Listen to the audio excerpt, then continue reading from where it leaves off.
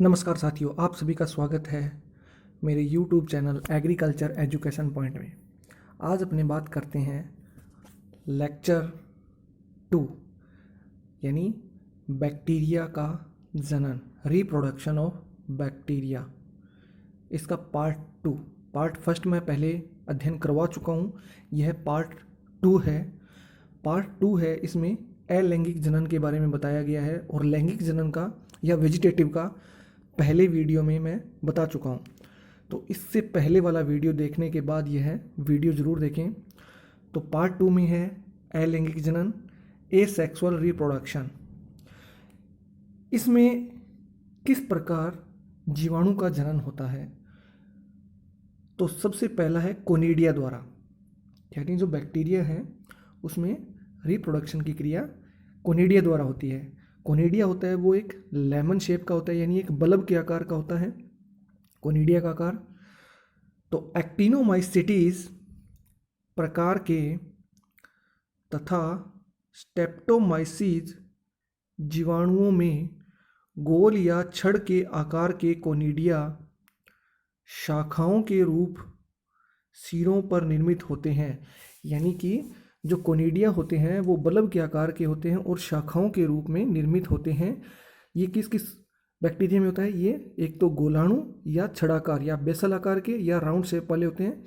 उनमें सबसे ज़्यादा कोनिडिया के द्वारा जनन की क्रिया होती है। सामान्य जीव द्रव्य एवं कुछ केंद्र पदार्थ कॉन्स्ट्रक्शन द्वारा मुख्य शाखा से अलग हो जाते हैं। इस प्रकार से तलाभिसारी क्रम संस में होता है। अनुकूल परिस्थितियां प्राप्त होने पर प्रत्येक कोनिडियम अंकुरित होकर नए जीवाणु सूत्र को जन्म देता है। यानी कि जो बैक्टीरिया होता है उसका जो जीव द्रव्य होता है या उसमें जो केंद्रक मौजूद होता है उसमें एक क्षमता पाई जाती है, वह नए कोनिडिया का निर्माण करने की क्षमता पाई जाती है। यानी कि उसको जब फेवरेबल कंडीशन मिलती है तो वह ऑटोमेटिक अंकुरित होकर एक नए जीवाणु सूत्र का निर्माण करता है। नंबर 2 पॉइंट्स, बाई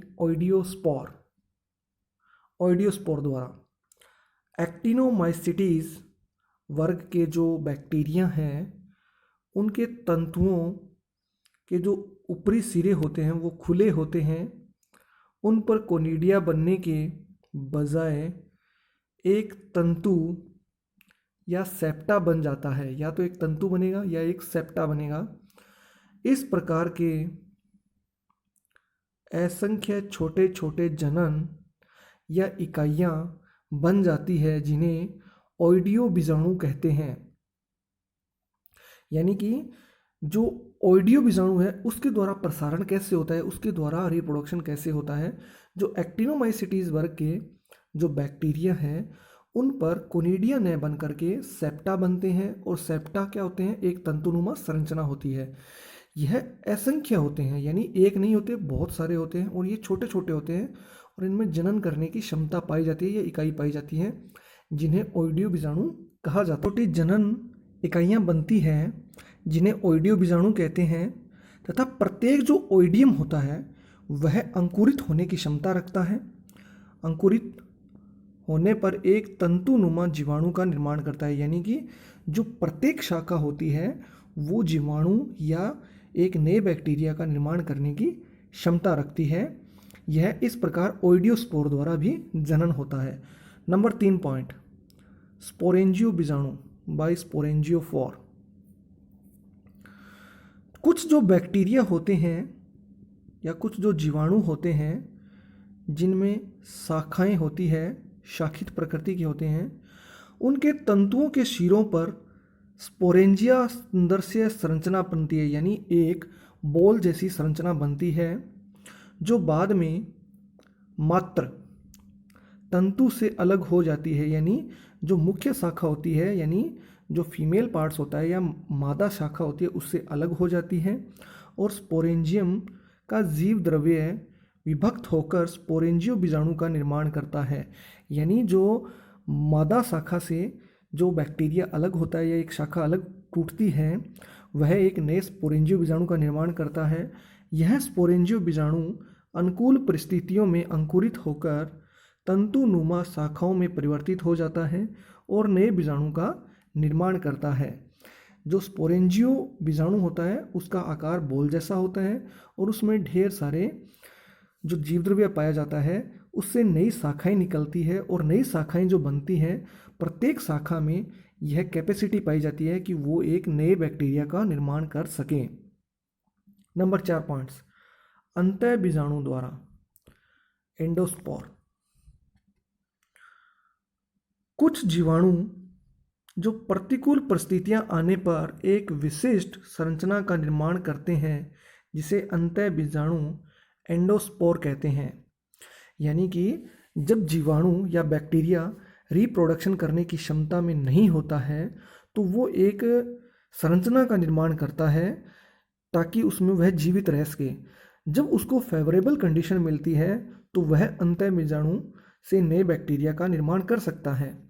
जो मात्र जीवाणु होता है या फीमेल बैक्टीरिया होता है, उसकी कोशिकाओं से बनने वाली अति प्रतिरोधी, हाईली रेसिस्टेंट तथा उपापचयी क्रियाओं के रूप में सुसुप्त डोरमेंट एक कोशिका संरचना होती है। यानी यह डोरमेंट स्टेज में भी रह सकता है, यानी कि उपापचय की क्रियाएं उस डोरमेंट स्टेज में उसके अंदर ही घटित होती रहती है। जब इसे फेवरेबल कंडीशन मिलती है तो यह नए बैक्टीरिया का निर्माण करता है। यह मुख्य रूप से जो बैक्टीरिया होता है उसका नाम है दंडाणु, बैसिलस बैक्टीरिया। जैसे बैसिलस तथा क्लोस्ट्रीडियम, इन बैक्टीरिया में अंतः बीजाणु द्वारा ही नए बैक्टीरिया का निर्माण होता है। यानी कि एक तो बैसिलस और जो दंडाणु प्रकार का जो बैक्टीरिया है या क्लोस्ट्रीडियम प्रकार का जो बैक्टीरिया है, उसमें जनन की क्रिया सिर्फ अंतः बीजाणु बैक्टीरिया द्वारा ही होती है। यह अधिकतर ग्राम पॉजिटिव प्रकार के बैक्टीरिया होते हैं।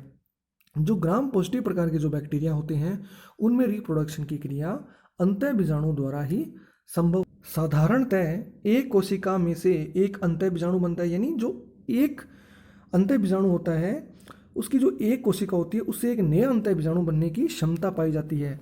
परंतु कभी कभी दो बीजाणु भी देखे जा सकते हैं, या तो उससे एक बीजाणु बनेगा या उससे दो बीजाणु बनने की क्षमता पाई जाती है।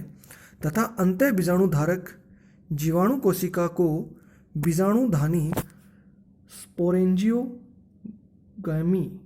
कहते हैं।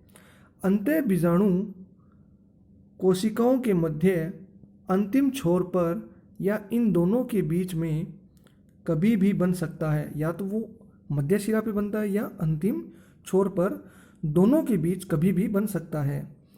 यह आकार में गोल होते हैं, दीर्घवर्तीय प्रकृति के होते हैं। यानी जो अंतः बीजाणु द्वारा जिनका रिप्रोडक्शन होता है इनका आकार गोल होता है और दीर्घवर्ताकार होते हैं तथा बेलनाकार प्रकृति के भी पाए जाते हैं। अब तक यह माना जाता था कि अंतः बीजाणु विपरीत परिस्थितियों में बनते हैं, परंतु ऐसा देखा गया है कि अनुकूल परिस्थितियों में भी कोशिका विभाजन बंद हो जाता है।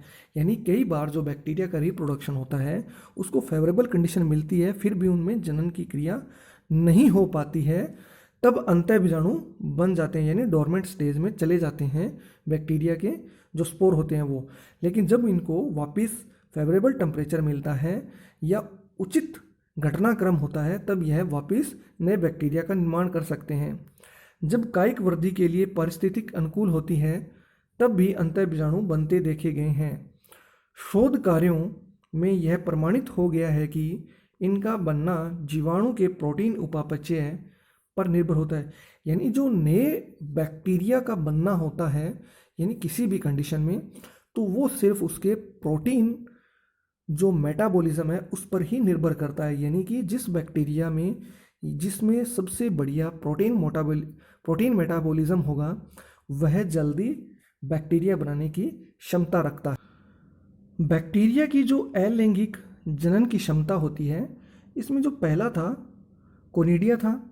कोनिडिया का आकार कुछ इस प्रकार होता है, लेमन शेप में।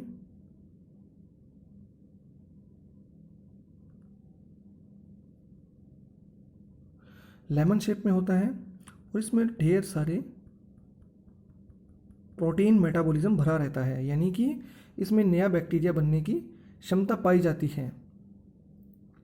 तथा दूसरा पॉइंट था स्पोरेंजियम बीजाणु या स्पोरेंजियो, ये है दूसरा पॉइंट स्पोरेंजियम, यानी बॉल के आकार का होता है और इसमें स्पोरेंजियो 4 यानी ढेर सारे जो फिलामेंट्स होते हैं या जीवाणु होते हैं उनकी तंतुनुमा संरचनाएं पाई जाती है।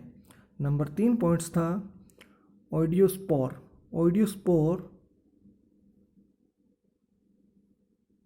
यह भी चेन लाइक स्ट्रक्चर में जुड़े रहते हैं एक बेस के द्वारा, यानी एक मादा फिलामेंट्स के द्वारा जुड़े रहते हैं, यानी मात्र कोशिका से जब ये टूटते हैं तो नए एक बैक्टीरिया का निर्माण करने की इनमें क्षमता पाई जाती है।